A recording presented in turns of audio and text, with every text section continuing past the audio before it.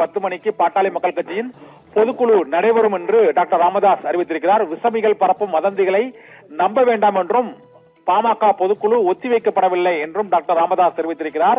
நேற்று டாக்டர் ராமதாஸின் மனைவி சரஸ்வதி அம்மாளின் பிறந்த நாளையொட்டி டாக்டர் அன்புமணி மற்றும் அவரது குடும்பத்தினர் தைலாபுரம் தோட்டத்திற்கு சென்று வாழ்த்து தெரிவித்தனர். அவ்வாறு வாழ்த்து தெரிவித்ததை அடுத்து இருவருக்கு குடும்பத்தினரிடையே சமரசம் ஏற்பட்டு விட்டதால் நாளை பாட்டாளி மக்கள் கட்சியின் பொதுக்குழு டாக்டர் ராமதாஸ் தலைமையில் நடைபெறாது என்று செய்திகள் பரவின. இந்த சூழ்நிலையில் இன்று டாக்டர் ராமதாஸ் செய்தியாளர்களை சந்தித்து வருகிறார். அந்த செய்தியாளர்களை சந்திப்பிலும் அவர் வெளியிட்டுள்ள அதிகாரப்பூர்வ அறிக்கையிலும் பாட்டாளி மக்கள் கட்சியின் மாநில சிறப்பு பொதுக்குழு கூட்டம் நாளை பாண்டிச்சேரி அருகில் உள்ள சங்கமித்ரா அரங்கில் திட்டமிட்டபடி காலை 10 மணிக்கு நடைபெறும் என அறிவித்திருக்கிறார்.